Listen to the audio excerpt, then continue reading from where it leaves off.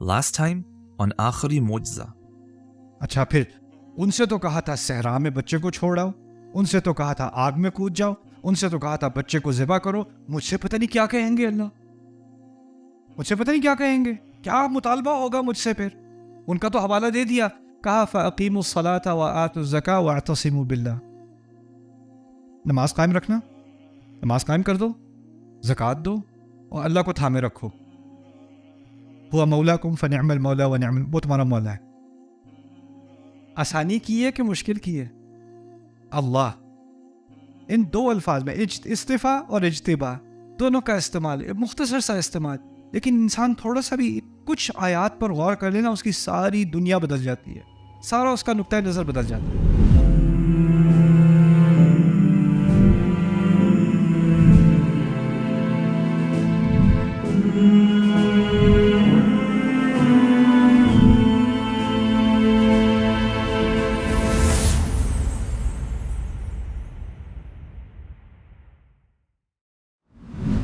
دل کی بات کرتے ہیں، تھوڑی سی دل کی بات. دل کے لیے اردو کا لفظ بھی قلب ہے، شاید ہم استعمال کرتے ہیں قلب. عربی میں اس کے دو الفاظ ہیں، قلب اور فؤاد. قلب اور فؤاد.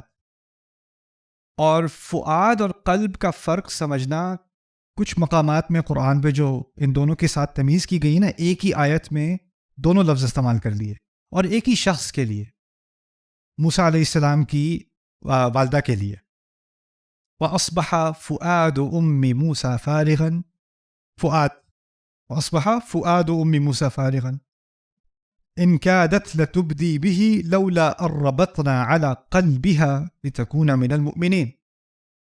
فؤاد بھی آ گیا اور قلب بھی آ گیا. اچھا اب اس کو سمجھ لیں. عام لفظ عربی زبان میں دل کے لیے ہے قلب. قلب نکلا ہے عربی میں قلب سے یا تقلب سے، یعنی کسی چیز کا ادھر ادھر ہونا. جیسے دل دھڑکتا ہے، ادھر ادھر ہوتا ہے، اور جذبات میرے ادھر ادھر ہوتے ہیں، کبھی غصہ، کبھی ٹھنڈک، کبھی انگزائٹی، کبھی خوف، کبھی اطمینان. تو دل جیسے فزیکلی میرا دل ہلتا رہتا ہے، ویسے میرے جذبات جو دل کے اندر ہیں وہ بھی ہلتے رہتے ہیں، ان میں تقلب آتا رہتا ہے. تو اس کے لیے اچھی تعبیر کیا ہے؟ قلب. القلب من التقلب. ٹھیک ہے، تو یہ عام لفظ ہے دل کے لیے. خاص لفظ دل کے لیے کیا ہے؟ فؤاد. فؤاد عربی میں کہتے ہیں اصل میں فعدہ، جو فعل ہے فعد اللحم، کہ وہ جب گوشت کو باربیکیو کرتے تھے نا، آگ جلا کے اس پہ گوشت کو لکڑی پہ ڈال کے اس کو روسٹ کرتے تھے، تو وہ گوشت کو لحم فعید کہتے تھے، یعنی آگ کے اندر تپانا. تو جو دل کھول رہا ہو نا کسی جذبے سے، جو دل کسی طرح سے آگ میں ہو، یا محبت کی آگ میں ہے، یا نفرت کی آگ میں ہے، یا خوف کی آگ میں ہے، یا اداسی کی آگ میں، کوئی بھی جذبہ ہے جو اس کو مشتعل کیے ہوئے، اس کو آگ میں ڈالے ہوئے ہے، تو ایسے دل کی حالت کو کیا کہا جاتا ہے؟ فؤاد. یعنی عام طور پہ ہم سب کے دل میں کیا ہے؟ قلب. لیکن کبھی کبھی کچھ خاص ایونٹس ہوتے ہیں ہماری زندگی میں، کچھ خاص حادثے ہوتے ہیں، اور اس وقت ہمارا قلب نہیں رہتا، کیا ہو جاتا ہے؟ فؤاد ہو جاتا ہے. ٹھیک ہے. اللہ تعالیٰ نے پہلے میں آپ کو سورۃ الاسراء کی آیت کی کچھ حکمتیں بتاتا ہوں، بہت خوبصورت ہیں. اللہ تعالیٰ نے کہا ہے وَلَا تَقْفُ مَا لَيْسَ لَكَ بِهِ عِلْمٌ. آپ ایسی چیز کی پیروی نہ کیا کریں جس کے بارے میں آپ کو علم نہ ہو.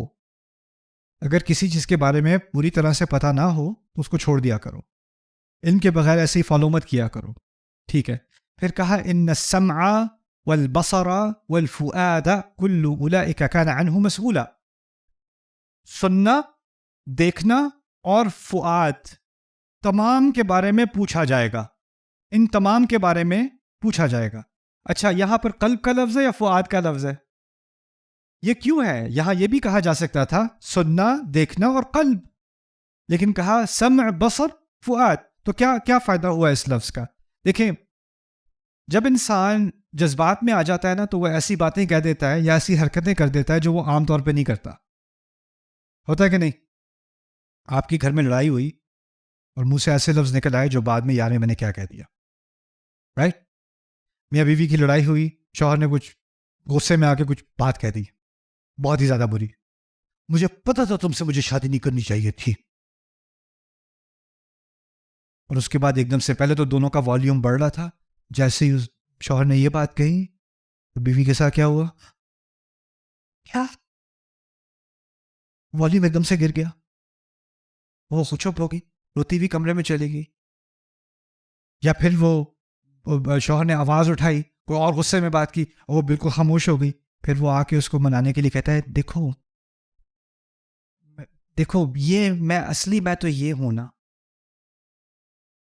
وہ میں تھوڑی تھا. وہ پتہ ہے مجھے پتہ نہیں کیا ہو جاتا ہے، لیکن you know me, this is the real me. You know, کیونکہ جب جذبات میں انسان آتا ہے تو وہ کوئی اور ہی بن جاتا ہے. تو وہ کہتا ہے کہ دیکھو میں اس وقت جو ہے میں کسی اور اسٹیٹ میں تھا، میرا قلب نہیں تھا، وہ میرا کیا تھا؟ فؤاد تھا. تو فؤاد کو تو میرے خلاف نہ رکھو نا، اس کے ساتھ فؤاد کے ساتھ تو میرے خلاف کیس نہ بناؤ. میری حقیقت وہ فؤاد نہیں ہے، میری حقیقت میرا قلب ہے. اور یہ چیز پھر آپ کہیں اور بھی استعمال کر سکتے ہو. کوئی بیوی کسی شوہر سے الٹی سیدھی باتیں کہہ سکتی ہے اور پھر بعد میں کہ آپ کو تو پتہ ہے میں ایسی ہو جاتی ہوں کبھی کبھی، لیکن میں دل سے اچھی ہوں. یعنی کبھی کبھی فؤاد تو نکل آتا ہے لیکن قلب تو ٹھیک ہے نا. پھر بھی یہی بات ہو رہی ہے نا. تو پھر آپ کہیں ہاں بات تو ٹھیک ہے. ہاں یعنی فؤاد کی چھٹی ہے، قلب ذمہ دار ہے. اگر فؤاد سے کچھ نکل آئے یا خیر ہے، وہ تو فؤاد تھا، کوئی بات نہیں. اچھا اب وہ کورٹ میں کیا کرتے ہیں؟ اب کورٹ میں امریکن کورٹ سسٹم میں یہ نیا چلا ہے، کسی نے مرڈرز کیے جی، ٹھیک، مرڈرز کے پکڑا گیا، کہا کہ اس کی برین کیمسٹری جو ہے یہ ذرا نارمل نہیں ہے، تو اس کے اندر جو ہارمونز ریلیز ہوتے ہیں وہ زیادہ ایکسائٹیڈ ہو گئے ہیں، تو اس لیے وہ ہائپر اگریسو ہے، تو اس لیے اس نے یہ مرڈرز کیے ہیں. اس کی غلطی نہیں ہے، اس کے کیمیکلز کی غلطی ہے. اس کے جو دماغ کی کیمیائی ہے وہ اس میں فؤاد زیادہ ہے، وہ روس زیادہ ہو جاتا ہے، تو اس لیے اس کو بری کر دیں. یعنی فؤاد کے بہانے سے انسان ذمہ داری سے ہٹنے کی کوشش کرتا ہے. یہ بات سمجھ میں آ رہی ہے؟ اللہ تعالیٰ نے کیا فرما دیا؟ ان السمع والبصر والفؤاد کل اولئک کان عنہ مسئولا. تمہارے سننے کے بارے میں پوچھا جائے گا، تمہارے دیکھنے کے بارے میں پوچھا جائے گا، اور وہ جذبات سے جلا ہوا جو تمہارا دل ہوتا ہے نا، جلنے والا دل جب جذبات سے بھرا ہوتا ہے، اور تم وہ جو الٹی سیدھی حرکتیں ان جذبات میں کرتے ہو، اس کے بارے میں بھی پوچھا جائے گا. وہ بھی بہانہ نہیں ہوگا تمہارے لیے. ان السمع والبصر والفؤاد. سبحان اللہ. دوسری طرف جو عجیب خوبصورت مثال ہے وہ موسیٰ علیہ السلام کی ماں کی ہے. آپ میں سے مدرز کتنی ہیں؟ واو، پاکستان، اوکے. ماؤں کا بچوں کے ساتھ ایک عجیب ہی تعلق ہوتا ہے، خاص کر جب بچے چھوٹے ہوتے ہیں. بچوں کو ماؤں کو تنگ کرنے میں بھی بہت مزہ آتا ہے. آپ بچے کے ساتھ شاپنگ کرنے گئیں، چھوٹا بچہ 2 سال کا، آپ کو ایسے پکڑے ہوئے آپ کے کپڑوں کو آپ کے ساتھ ساتھ چل رہا ہے، آپ شاپنگ کر رہی ہو، چیزیں اپنی کارٹ میں ڈال رہی ہو، آپ کو ابھی بھی بچہ جو ہے وہ کھینچ رہا ہے تھوڑا سا. تو جب وہ کھینچ رہا ہوتا ہے تو آپ کو تسلی ہوتی ہے کہ وہ ہے. اب ایک دم سے اس نے کھینچنا چھوڑ دیا، 2 سیکنڈ میں کیا ہوتا ہے ماں کو؟ کریم کریم کریم کریم، اور کریم آپ کے پیچھے پیچھے ایسے ایسے آپ کے پیچھے ایسے.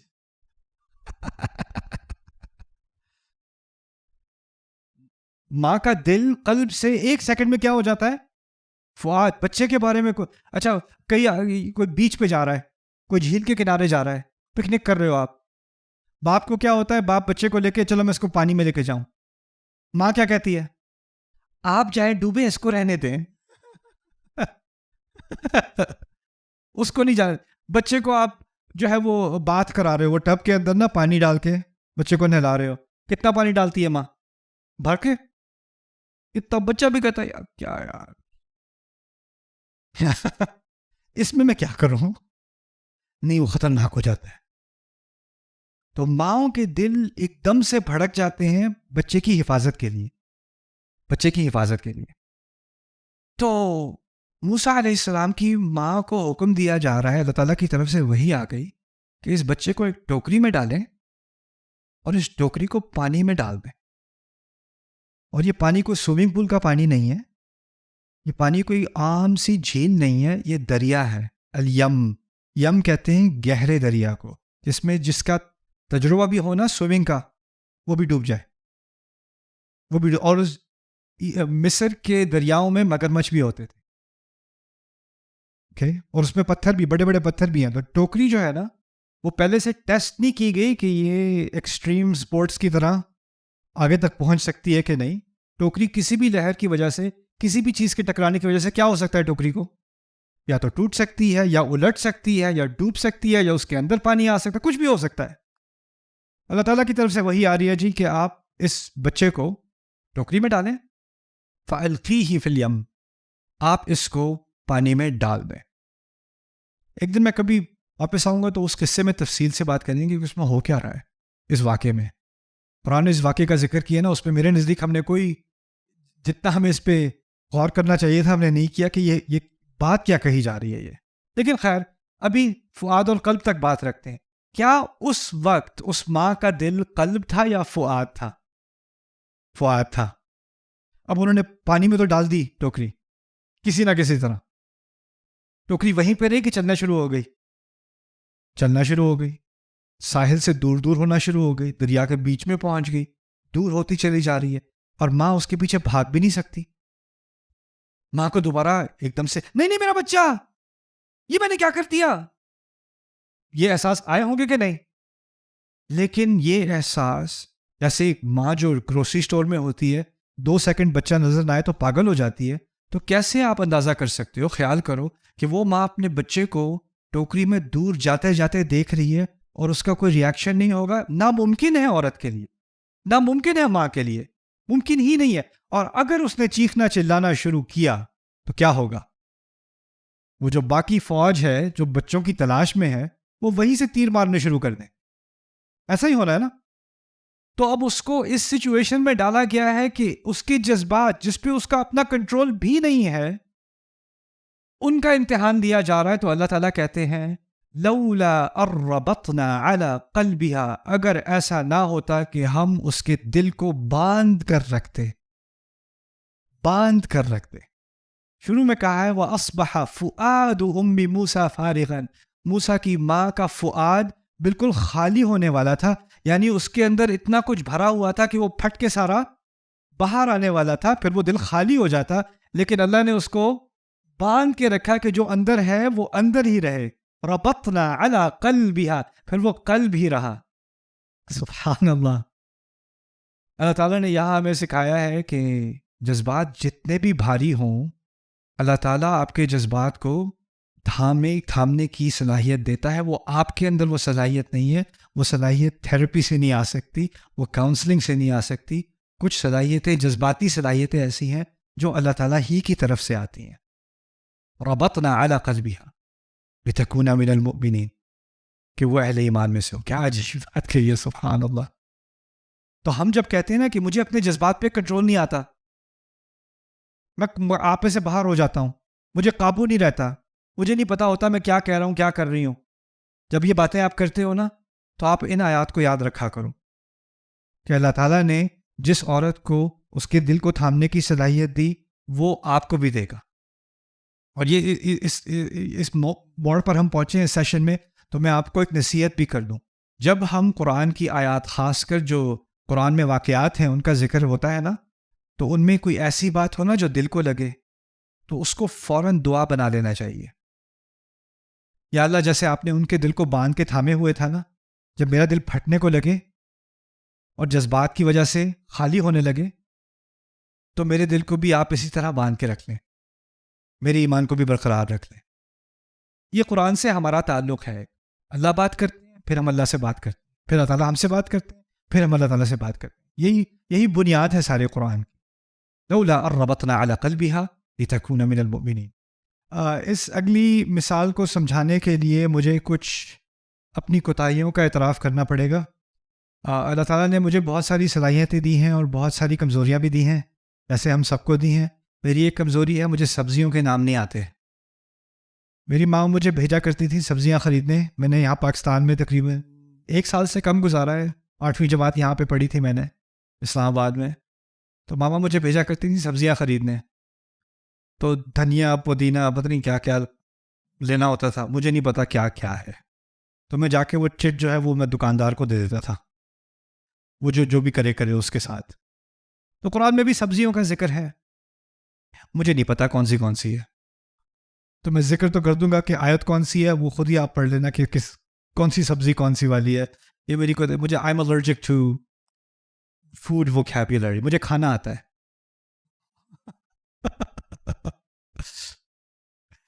اللہ تعالیٰ نے ایک ہر لفظ عربی میں نا اس کی خصوصیات میں سے یہ ہے کہ ایک ایک چیز کے لیے کئی کئی لفظ ہیں.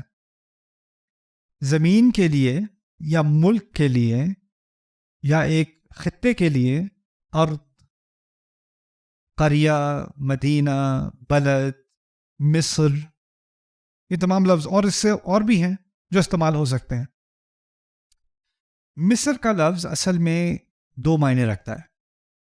ایک ہے مصر زبر اور پیش کے ساتھ، مصرو، مصرا، مصرو اور مصرا. وہ اصل میں عربی کا لفظ نہیں ہے، وہ ایجپٹ کے لیے استعمال ہوتا ہے. ملک کا نام ہے مصر. اس کو عربی میں ممنوع من الصرف کہتے ہیں. عام عربی کے الفاظ میں تنوین آتی ہے. تنوین جانتے ہو آپ لوگ؟ ڈبل زیر، ڈبل پیش، ڈبل زبر، ڈبل روٹی، رائٹ؟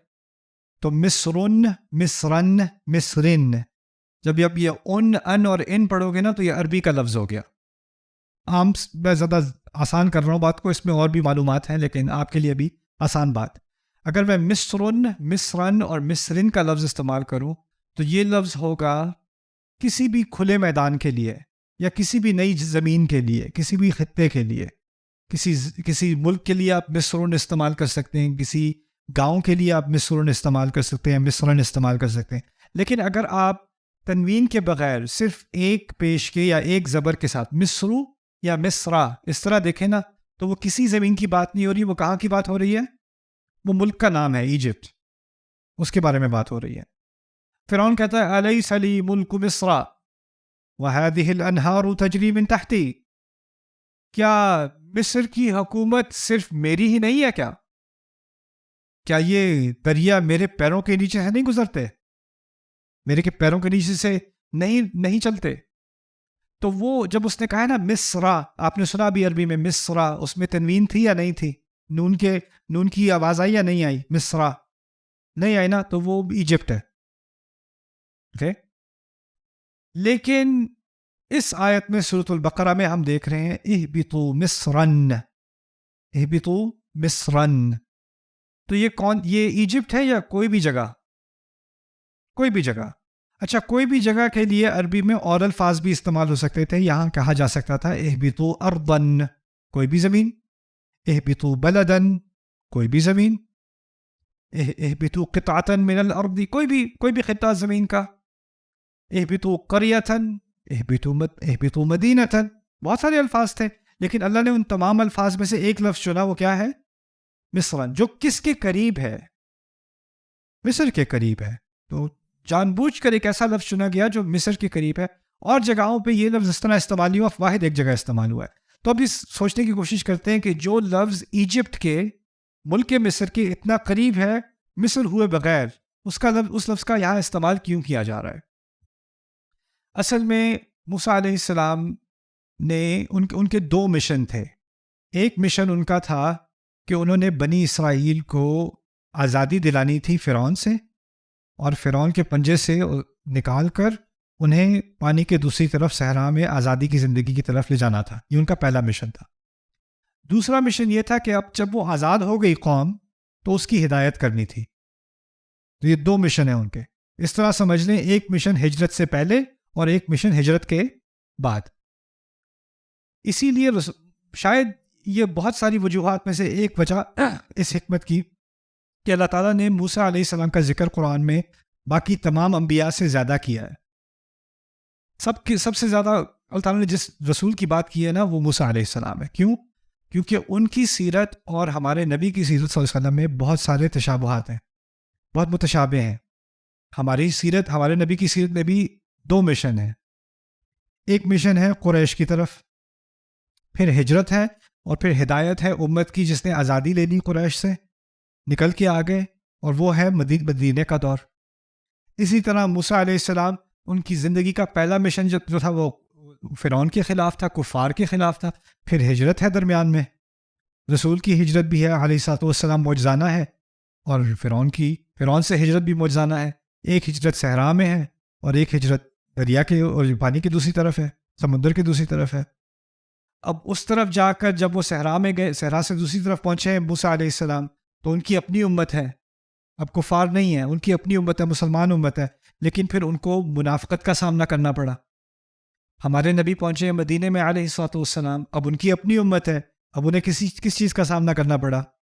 منافقت کا. تو یعنی ان کا ایک بلو پرنٹ جو ہے نا کہ اس تجربے سے جس سے آپ گزر رہے ہو اس سے میرے رسول موسیٰ پہلے گزر چکے ہیں. اور پھر موسیٰ علیہ السلام کی اور خصوصیات میں سے یہ بھی ہے کہ ان پر تورات نازل ہوئی جس میں اللہ تعالیٰ کے احکام تھے, اور رسول صلی اللہ علیہ وسلم پر قرآن نازل ہوا جس میں اللہ تعالیٰ کے احکام ہے. تو دونوں میں ایک بہت زیادہ تشابہ ہے دونوں سیرتوں میں. لیکن خیر, آزادی حاصل کرنے سے پہلے بنو اسرائیل کہاں پر تھے؟ مصر میں تھے. مصر میں وہ غلامی کی زندگی گزار رہے تھے. جیسے آپ سمجھیں کہ کوئی جیل میں رہ رہا ہے. جب وہ جیل میں انسان رہتا ہے تو اس کو کھانا جیل والا کھانا ملتا ہے, نہیں جیل والا کھانا, کیونکہ وہ جیل میں رہ رہا ہے. جب وہ غلامی کی زندگی میں رہ رہے تھے تو ان کو کھانا کون کھلا رہا تھا؟ فرعون. غلاموں کا کھانا. اور غلاموں کا کھانا کیا ہے؟ بقل، قثاء، فوم، عدس، بصل. ادع لنا ربك يخرج لنا مما تنبت الأرض من بقلها وقثائها وفومها وعدسها وبصلها. وہ کہتے ہیں جب وہ صحرا میں پہنچے ہیں نا تو اللہ تعالیٰ نے, اب وہ صحرا میں پانی وہاں ہے نہیں, کھانا وہاں ہے نہیں, سایہ وہاں ہے نہیں. کتنا اگر آزادی تو مل گئی لیکن زندگی نہیں بچ سکتی اس طرح سے. لاکھوں کی وہ تعداد میں ہیں, ان میں بچے بھی ہیں, بوڑھے بھی ہیں, عورتیں بھی ہیں, مرد بھی ہیں. کیسے بچیں گے؟ تو اللہ تعالیٰ نے سائے کا انتظام کیا. وَظَلَّلْنَا عَلَيْكُمُ الْغَمَامَ, سایہ تو ہو گیا. کھانے کا انتظام کیا. وَأَنزَلْنَا عَلَيْكُمُ الْمَنَّ وَالسَّلْوَىٰ, منہ اور سلوہ کا بھی انتظام کر دیا. آپ کو قصہ معلوم ہے. اب پانی رہ گیا تو پانی کا کیا انتظام کیا؟ فَانْفَجَرَتْ مِنْهُ اثْنَتَا عَشْرَةَ عَيْنًا, 12 جو ہے وہ فوارے نکل آئے پانی کے, رائٹ. اب وہ جو پانی کے جو نکلے چھوٹے, 12 قبیلوں کے لیے 12 پانی کے اسٹیشن بن گئے. اب ان کے پانی کا بھی انتظام, کھانے کا بھی انتظام, سائے کا بھی انتظام. تو اب وہ آرام سے آزادی میں زندگی گزار سکتے ہیں. ٹھیک ہے. اچھا, پہلے دن صبح ناشتے میں کیا کھایا؟ منہ و سلوہ. پھر شوہر نے آ کے پوچھا لنچ میں کیا ہے؟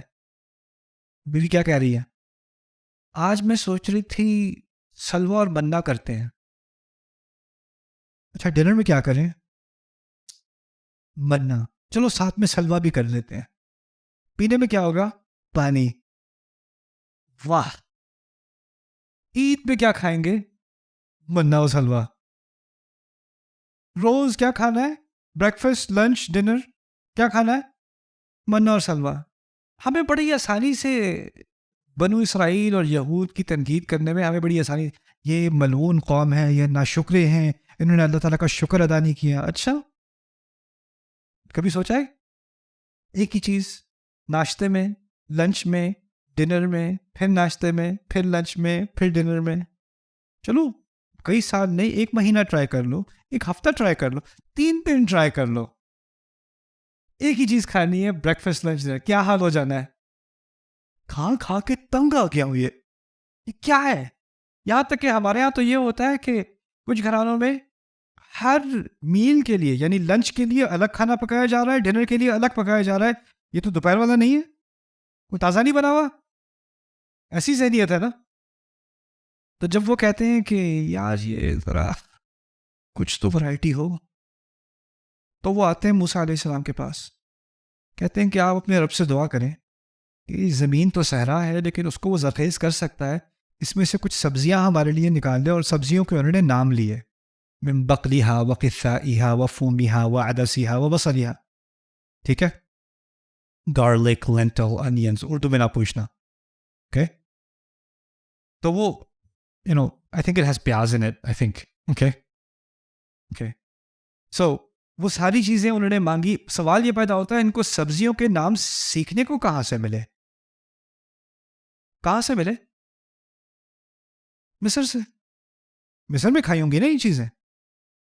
جب مصر میں تھے تو آزادی کی زندگی تھی کہ غلامی کی زندگی تھی؟ آپ اس طرح سوچو کہ کوئی جیل سے نکلے، جیل میں 20 سال اس نے گزارے، جیل سے فائنلی اس کو آزادی ملی، اور آزادی میں پہلے دن کہتا ہے یار وہ جو جیلر کھانا کھلاتا تھا نا وہ یاد آ رہا ہے، وہ بڑا یاد آ رہا ہے، وہ بڑے مزے کا تھا. اگر کسی کو جیل کا کھانا یاد آ رہا ہے تو اس بات کی طرف اشارہ ہے کہ اس کو کیا یاد آ رہا ہے؟